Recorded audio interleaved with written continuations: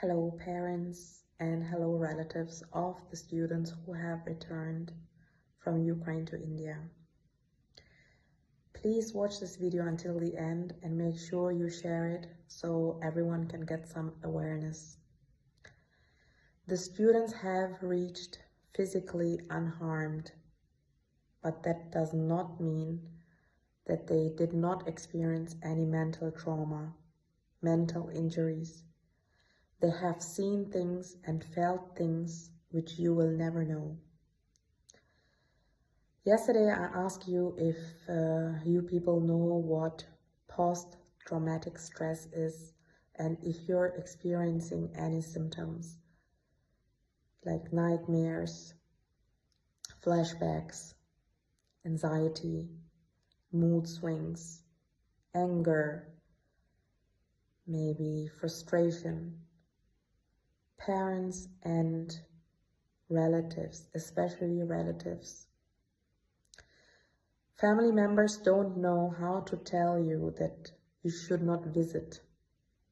The students who returned, most of them, 70% of them, messaged me that they need time for themselves. They want to spend time with their family. They don't want to talk about the war. They don't want to answer your questions.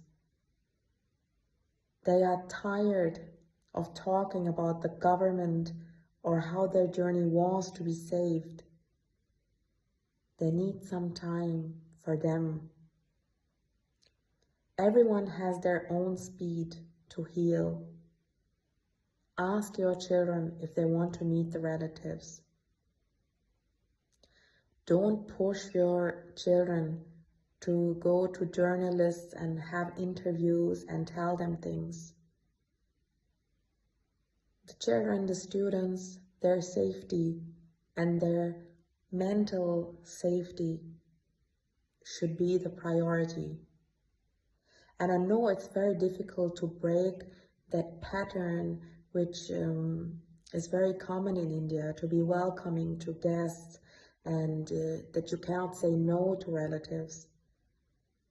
But your child was in a war, not a Ukrainian crisis or Ukrainian conflict. No, that was war. And this is the time that you can stand up for your child and tell the relatives, no, you know, now is not a good moment. Our child needs time. Or if you come and visit, don't ask questions. Our child will talk whenever our child wants to talk. So I'm going to share with you what our students suggested us. How should you treat them right now?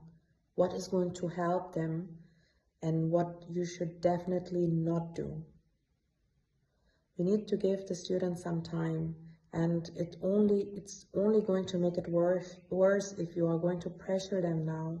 Oh, what about your studies? How are you going to study now? I told you from the beginning, don't go to Ukraine, or things like, why didn't you come earlier?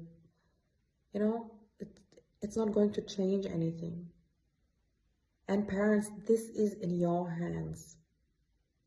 It's in your hands how fast your child can recover if you don't put them on pressure with family members visiting them, or if you show no emotion at all, or if your child decides to cry, if you just tell your child, oh, be strong, be strong. Yeah, your child is strong. If you cry, that doesn't mean that you're weak. You're still strong. You're even stronger because you have the strength to let your emotions out and confront it. So please, parents, take the children's hand, support them, tell your relatives no, and I'm going to share you what the worst and the best things are for the students, which they have messaged us. I'm going to share it with you now.